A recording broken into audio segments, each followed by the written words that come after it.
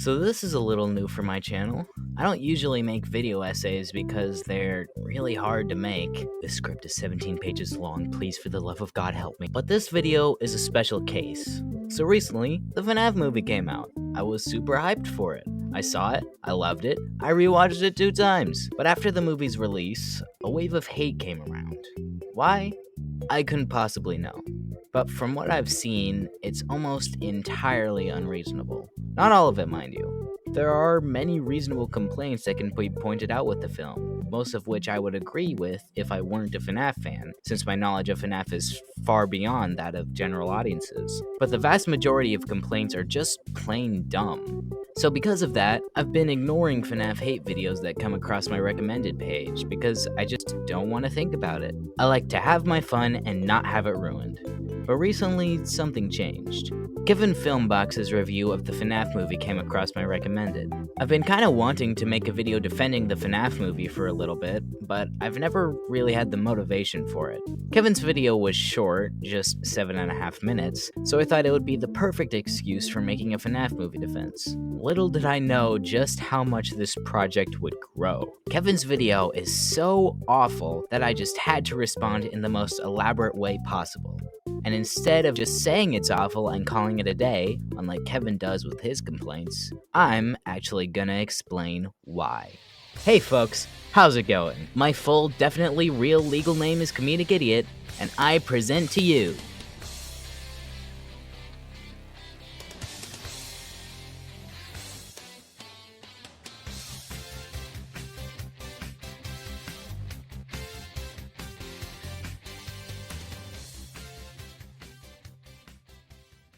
So here's how this video is going to be formatted.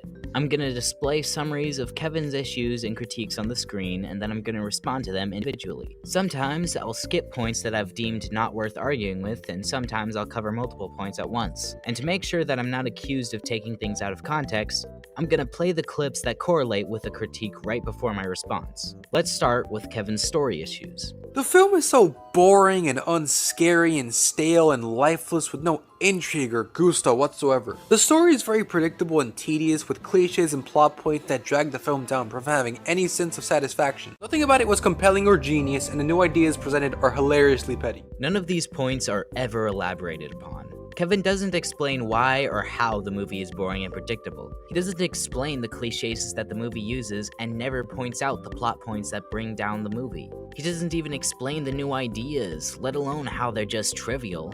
The entire video suffers from the same problem, an extreme lack of elaboration. Kevin conveys his points as if they're self-evident facts, despite the fact that a general audience member would never be able to recognize these kind of problems with the kind of depth expected out of a professional reviewer. As the content creator, it's your job to prove that your perspective is valid, that your criticisms aren't unfounded. But Kevin never does this. If you can't explain why something is bad, then you shouldn't be saying anything at all. It's not the viewer's job to figure out what you mean, it's yours. For the rest of the video, I will mark unexplained points such as this. It's difficult to argue with something that doesn't have any depth, and therefore doesn't really say anything at all.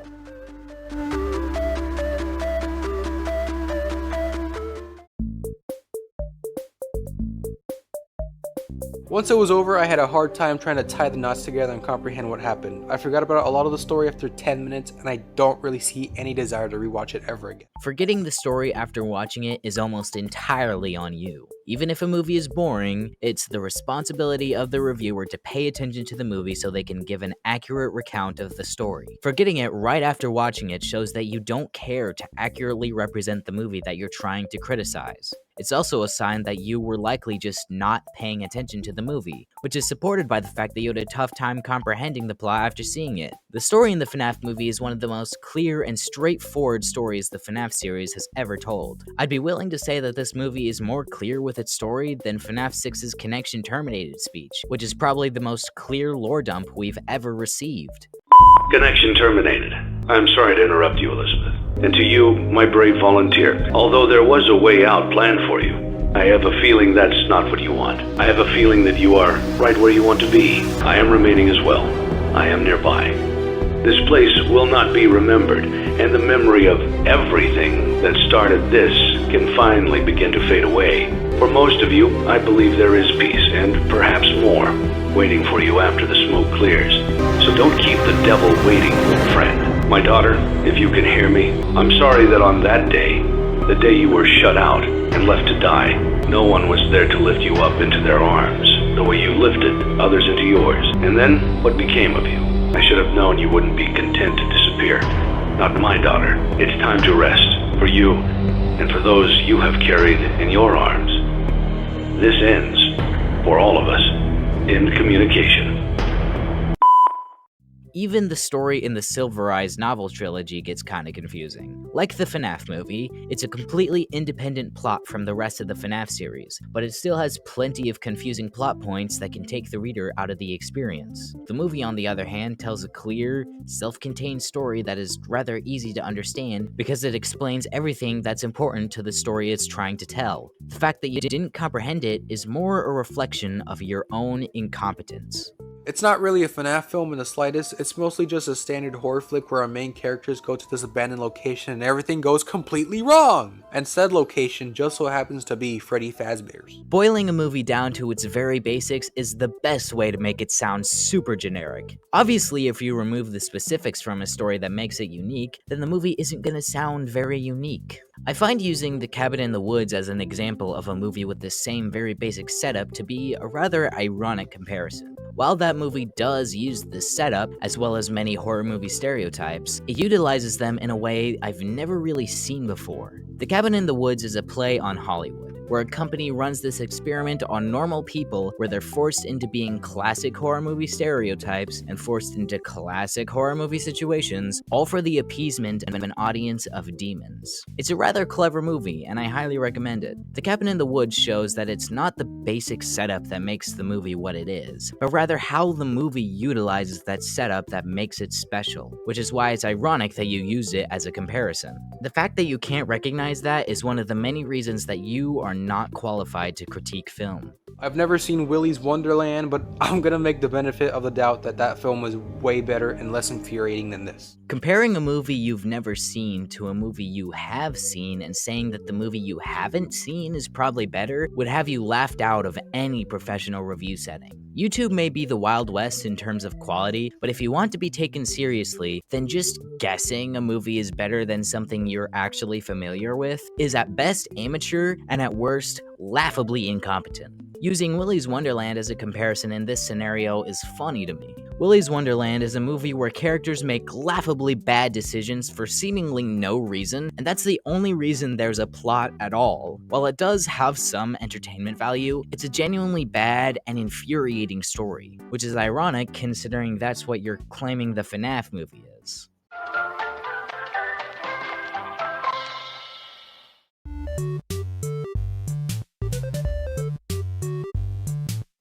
None of the characters are compelling in any way possible. While he doesn't explain why the characters aren't compelling, I would still like to discuss why I think the characters are compelling, so I'll be mentioning this while discussing other points. Mike and Abby are such copy-paste caricatures and it's pathetic. Firstly, inappropriate use of the word caricature. I believe the word you're looking for is archetype. Secondly, if you're going to accuse characters of being copy and paste archetypes, then you should explain what their characters are and what archetypes apply to them. It's not the viewer's job to know what archetypes you're referring to, so you need to explain those archetypes and how they apply to Mike and Abby. Mike has this character arc where his brother went missing years ago and it affects him horribly, but it's not like we know much about it to care deeply enough. This is probably the biggest piece of evidence that suggests you just weren't paying attention to the movie. Mike's backstory is shown early on and multiple times. We see Mike on a family outing as a child.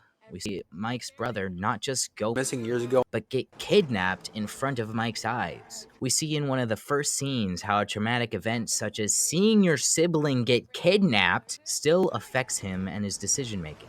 As someone with a little brother, I can't imagine just how horrible and traumatizing it would be to see him kidnapped right before my eyes, especially in such formative years of my life. This isn't where Mike's backstory ends, however. We learn a little bit about the aftermath of Garrett's kidnapping when Mike talks to Vanessa near the water. Our mom died a little while back, and Dad, he couldn't handle it, so Yeah, at the time I thought it was really cheesy. But then it's gone. If none of this is enough for you to care about Mike, then you're either heartless or you just weren't paying attention to the movie. Assuming you're not heartless, which I hope you're not, then you are not qualified to review this movie because you don't know what actually happens in it. I'd also like to mention that this backstory makes Mike quite the compelling character. You don't often see someone who's focused their life on taking care of their sister while trying to maintain a job and figure out who kidnapped their brother. Seeing how such a traumatic event affects him makes you want to see him finally get some resolution, and he does throughout this movie. Josh Hutcherson was alright, but he looked so bored with a lot of his scenes. Like he just showed up to set every day for that sweet, sweet paycheck. If you don't want Josh Hutcherson to look bored most of the time, then what do you want him to look like? Mike is a very tired character. He's lost his job, his sister might be taken, and he's basically forced into a job with awful hours at little pay. His expression of boredom, or rather a tired expression, is a perfect fit for Mike's character. It would be odd if Josh acted energetic most of the time because that conflicts with the character's current position in life. Josh Hutcherson's acting isn't lazy, it's quite the opposite. It's a very intentional performance, and Hutcherson should be praised for it. Of course, Josh truly gets to shine when Mike expresses fear, shock, anger, or happiness. That's when Josh gets to let loose, when Mike isn't just tired anymore. The fact that you don't care to think about why Josh looks bored most of the time shows a critical lack of media literacy skills, and further disqualifies your ability to review film. Abby, on the other hand, is just a little girl who is quiet and mischievous and maybe a bit autistic. Even though you explain what Abby's character is, which you don't for the other two, you still don't explain what archetype applies to her. Not to mention, this description is inaccurate. Abby isn't a mischievous kid. She never displays mischievous behavior throughout the movie. If anything, she's quite the opposite, since she just stays to herself and talks to her ghost friends while drawing. This inaccurate description is yet another hint that you just weren't paying attention to the movie. I would like to add that Abby is a compelling character because of her ability to speak to the ghost children. Aside from when Mike is dreaming, no one is able to do this. Her position in the film is unique because she's the only one the animatronics are naturally friendly to, and she's the only one who really knows how to communicate through drawings to them. Without her, Mike and Vanessa would have just died. Vanessa is just added into the story as your typical horror film token girl. I'm not quite sure what you mean by calling her a horror film token girl. What my mind immediately goes to is the final girl trope, where there's a girl main character who's the only survivor of whatever nightmare the movie puts her through. But Vanessa doesn't fit that trope well at all because she isn't the only survivor and she gets hospitalized at the end of the movie. Another thing you can mean by horror film token girl is that Vanessa is just added in as a character who is a girl, which is not only a weird point to make, but also inaccurate. Vanessa was added in as representation for Security Breach. The FNAF movie isn't just a FNAF 1 movie, it's a FNAF franchise movie, which is why you have the FNAF 1 animatronics alongside Vanessa, who in the games exists quite a few decades after FNAF 1. I'll explain this better later on in the video, but for now, this is all that needs to be said. Vanessa is also a very compelling character due to her position as the daughter of the movie's main villain. She recognizes that Afton is a horrible person who did horrible things, but Afton is just so good at manipulating her that she can't help but do what he says. She tries to help, even if it means Mike hates her, but she can only do so much under Afton's control. Not to mention, she's also a cop, so she can get away with a lot more than the average person could. This interpretation of Vanny is one of my favorite new ideas from the movie, and to just simplify her role as the girl one doesn't give her the credit she deserves. Minutes of screen time in this. His role in the film is just chaotic madman, and him being Afton doesn't really do much to the story. Matthew Lillard's role is just a chaotic madman? And what do you suppose William Afton is? A calm and collected gentleman who just so happens to murder children as a side gig? William Afton is a chaotic madman who murders children. He's been characterized like this since the Silver Eyes. Saying Matthew Lillard plays a chaotic madman is the same thing as saying he plays Afton, because they're one and the same. Him playing Afton specifically, instead of any random psychopath, matters to the story because Afton is the one who killed the kids. That's Afton's whole thing. For someone who claims to be a fan of classic FNAF, you sure as hell don't understand its main villain.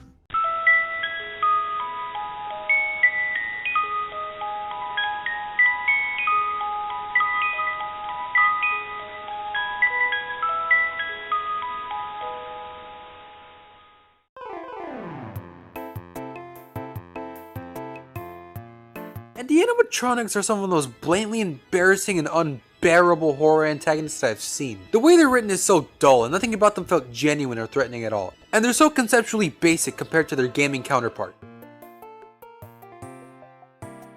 I really wish you explained how the animatronics were conceptually bland compared to the games, because it would have been very entertaining to see you explain the exact same concept twice. If you want to make your point clear, you should have explained the concept that each version of the animatronics use, and how they differ from each other. However, I understand why you didn't, because conceptually, they're the same.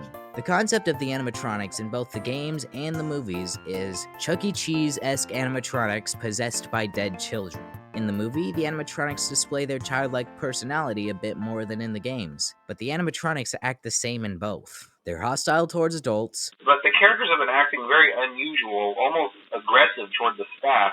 Friendly towards children. They interact with the kids just fine, but when they encounter an adult, they just stare. And they act rather childish. Hello?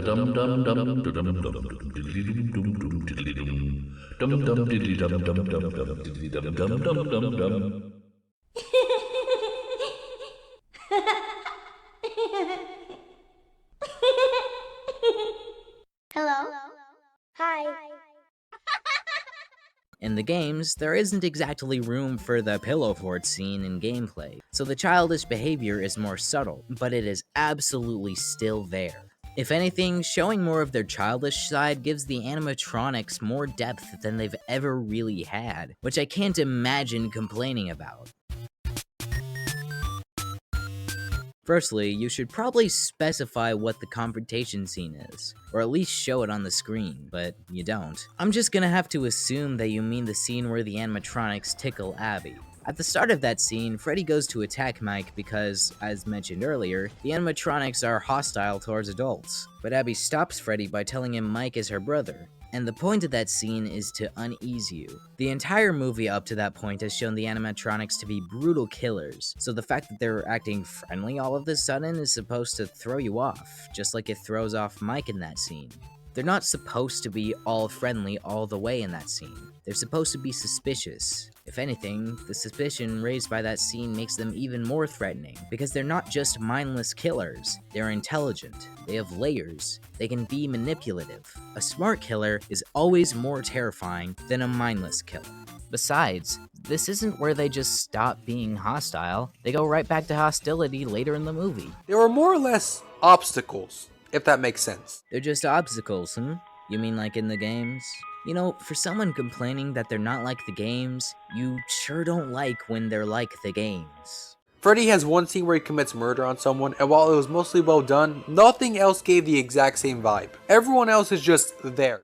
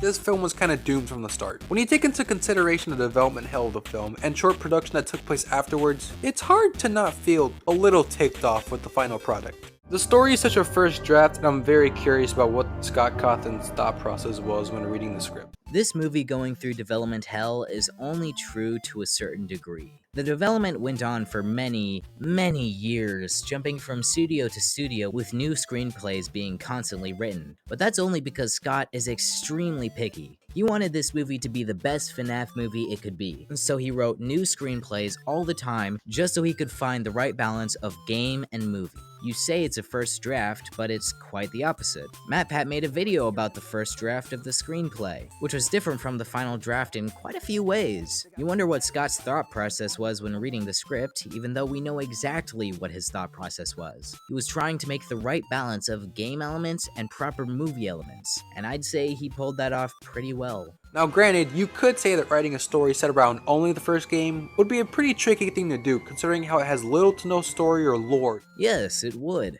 which is why Scott didn't do that. He wrote a movie that encompasses the most iconic and recognizable elements of FNAF. There are animatronics from FNAF 1, plot elements from The Silver Eyes, a Springtrap-esque suit from FNAF 3, Vanessa from Security Breach, Balloon Boy from FNAF 2, and so many other Easter eggs from across the series. The FNAF movie isn't just a FNAF 1 movie, it's a FNAF as a whole movie.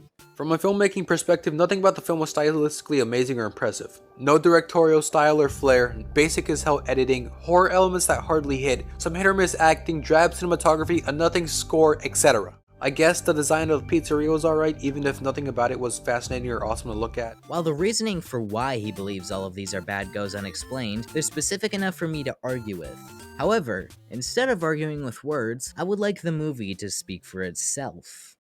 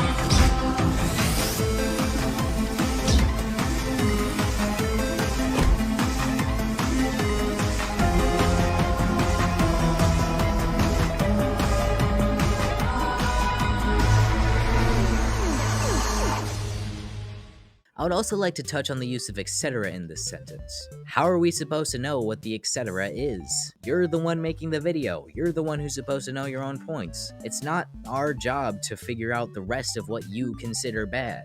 It feels like less of an official FNAF film and more of a parody developed by an amateur shorts film YouTube channel. Not only is this use of the word parody inappropriate, it also discredits the talent that can come from amateur creators on YouTube. Although I will say, comparing the FNAF movie to FNAF fan films, the difference in quality is massive. You people need to take a chill pill and acknowledge that this film is in no way some sort of cinematic masterpiece. You're right, it's not a masterpiece. Not many things are, but that doesn't mean it's not good. A movie doesn't need to be perfect to be an enjoyable viewing experience. It doesn't need to be perfect to be a good movie. I'll touch on this topic again later, but this is good for now.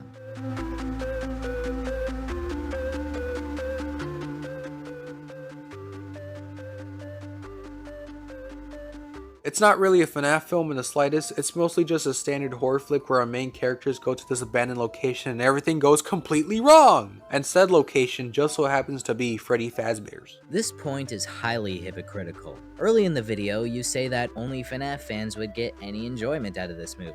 If you're in any way a diehard FNAF fan, you might like this to some capacity. If you've never heard of FNAF and watched this as a film lover, you're probably gonna hate it. Yet here you say it's not really a FNAF movie. How would only FNAF fans get enjoyment out of a movie that isn't really a FNAF movie? Inconsistent logic is one of the best signs that someone doesn't really know what they're talking about. And this is some really inconsistent logic. This film is Spider-Man No Way Home for FNAF fans, and that is not a compliment. How is comparing the FNAF movie to Spider-Man No Way Home not a compliment? Everyone likes No Way Home because it gives great fan service and tells a beautiful story. If anything, making this point is hurting your own message, because it's saying that this movie has part of the formula that makes everyone love No Way Home. If you've never heard of FNAF and watched this as a film lover, you're probably gonna hate it. I can't say I agree. I know from both personal experience and objective reasoning that this is just not true. My mom, for example, is someone who's not really familiar with FNAF, yet she enjoys the movie just fine. And taking a more objective outlook instead of just using a personal anecdote, the movie is still enjoyable. Sure, there are elements that might confuse general audiences, like why Afton killed Garrett, or why Afton said, "I always come back." But those aren't glaring problems with the movie. They don't ruin the story trying to be told. But I can tell you why you think that a film enjoyer wouldn't like this movie. You think of yourself as a lover of film, even if you seem to not understand film very well. So you assume everyone is like you. But why don't you like the movie? You don't explain why very well at all. All you do is say it's bad, so all I can do is assume.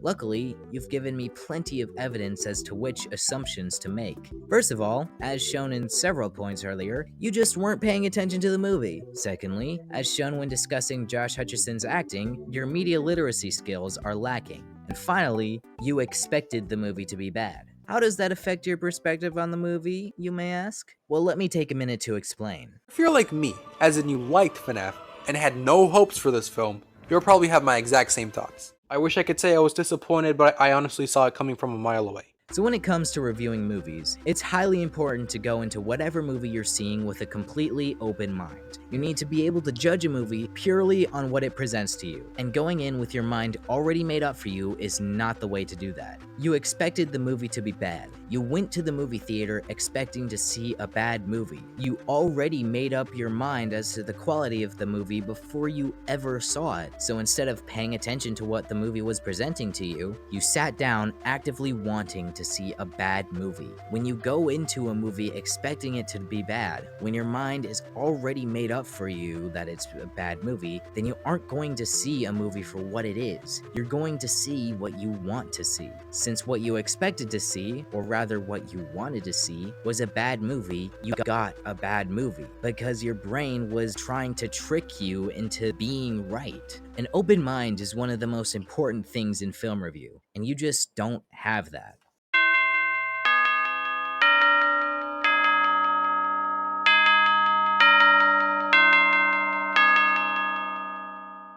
This film might actually be one of the worst things I've ever seen in my entire life. The film gets a 2 out of 10. It's hot garbage. If you think the FNAF movie is one of the worst things you've ever seen, then you desperately need to lower your standards. I seriously doubt you've ever seen what a truly awful film is. If you want to experience what an actual 1 or 2 out of 10 is, then I recommend watching Twisted Pair by Neil Breen or Goblin 2020. Those are movies that don't understand the fundamentals of storytelling whatsoever. If you want a reality check on what a truly horrible movie is, go see one of those. I can absolutely guarantee that the FNAF movie is much better than either of them. At worst, the FNAF movie is a 6 out of 10, which I'd say is being a little harsh, but a 6 isn't really bad.